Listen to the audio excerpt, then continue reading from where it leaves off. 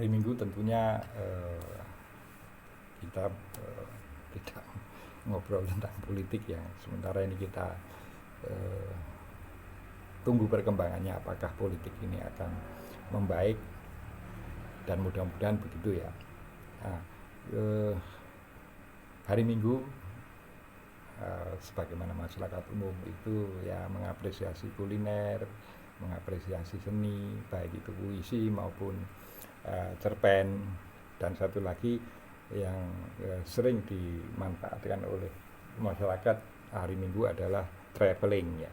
Saya pun akan memilih traveling ya, tetapi karena traveling secara konvensional itu membutuhkan biaya yang tidak sedikit, maka saya memilih traveling tetap berada di ruangan ini ya, ruangan istimewa ya, ruangan mewah, mepet sawah itu ya kalau bahasa Jawanya. Nah, traveling kali ini saya kembali lagi ke buku History of the World karangan Profesor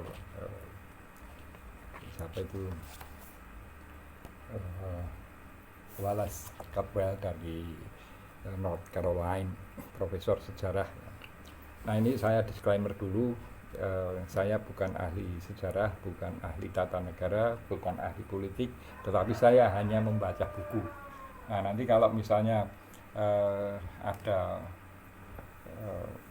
pemirsa yang ahli sejarah, ahli politik, ahli tata negara, ya silakan berkomentar, memberi masukan dan lain-lain. Saya akan sangat berterima kasih kepada Anda yang mau memberikan masukan.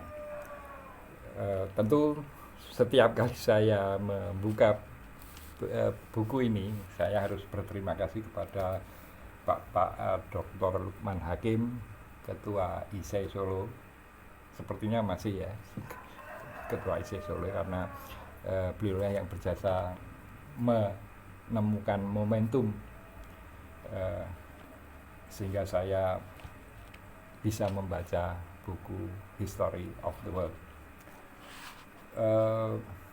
Traveling kali ini saya akan ke satu tempat ya, ini sebenarnya sudah saya kunjungi beberapa obrolan yang lalu, yaitu ke Yunani, dimana ya sampai saat ini saya sebetulnya belum pernah ke Yunani ya. Suatu saat barangkali ada kesempatan ya, alhamdulillah. Ini Yunani atau Greek itu saya traveling di masa Aristoteles, sekitar 384 tahun sebelum Masehi. Ini lahir 384 sebelum Masehi hingga 322 sebelum Masehi. Ini periode hidupnya Aristoteles. Kalau diukur dengan masa Nabi Musa yang mukjizatnya bisa membelah laut dengan tongkatnya, itu berjarak sekitar 1200 tahun dari antara Nabi Musa dengan Aristoteles. Ini jaraknya sekitar 1200 tahun. Kalau dengan Nabi Isa atau Nabi Musa, asumsinya Nabi Isa atau Yesus, kalau saudara-saudara kita yang beragama Kristiani, itu berjarak sekitar 300 tahun sebelum Yesus atau Nabi Musa. Ini Aristoteles sudah mengukir sejarah gitu ya. Kemudian kalau dibanding dengan Nabi Muhammad, itu jaraknya sekitar 800 tahun sebelum Nabi Muhammad. Ini Aristoteles ini sudah mengukuhkan atau dikukuhkan sebagai orang yang pertama kali menerapkan metodologi ilmiah. Ini Aristoteles. Nah, ini bersama muridnya itu Aristoteles ini banyak melakukan observasi di city state in Greek. Jadi bayangan saya dulu Yunani adalah merupakan negara-negara kota gitu ya, dan Aristoteles menulis sekitar 158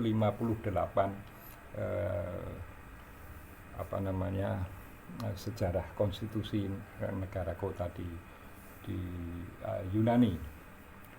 Ada tiga bentuk pemerintahan ini menurut Aristoteles yang tidak menunjukkan apakah tiga bentuk pemerintahan ini yang terbaik yang mana, tidak, tapi Aristoteles menunjukkan ketiga-tiganya itu akan merosot ketika semuanya berawal dari pemimpin atau yang mengelola pemerintahan itu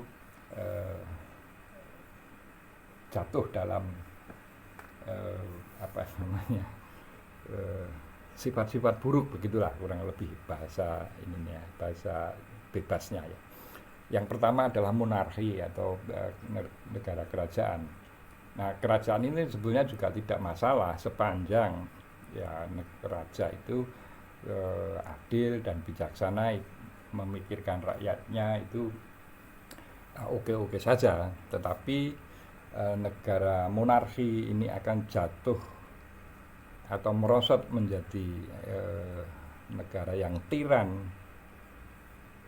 seandainya raja itu mementingkan dirinya sendiri dan keluarga. Ini akan jatuh menjadi bentuk tiran. Nah, yang kedua adalah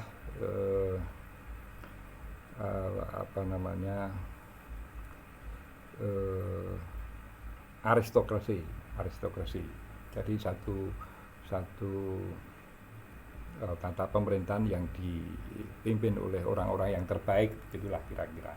Ini pun bisa merosot ke bentuk yang buruk, yaitu oligarki, bentuk ketika sekelompok orang yang memimpin ini, sekelompok orang-orang yang terbaik ini memimpin, sama tidak berpikir tentang keadilan, tetapi lebih mementingkan kelompoknya ini, sehingga dengan meskipun mereka jumlahnya sedikit tapi penguasaan asetnya mayoritas, maka kelompok ini akan menjadi kelompok penekan atau kelompok yang semena-mena terhadap mayoritas secara jumlah, tetapi kemampuan menguasai aset sedikit. Ini bentuk buruk dari aristokrasi. Nah, yang ketiga ini yang dekat-dekat dengan kehidupan kita, yaitu commonwealth. Jadi commonwealth atau persemakmuran ini sebetulnya baik, mengutamakan kemakmuran bersama. Tetapi bentuk ini pun akan jatuh merosot menjadi pemerintahan yang demokrasi. Jadi demokrasi ini sebetulnya bentuk kemerosotan dari commonwealth. Ini menurut Aristoteles dan menurut penafsiran saya. Jadi mungkin secara ini saya bacakan saja ya.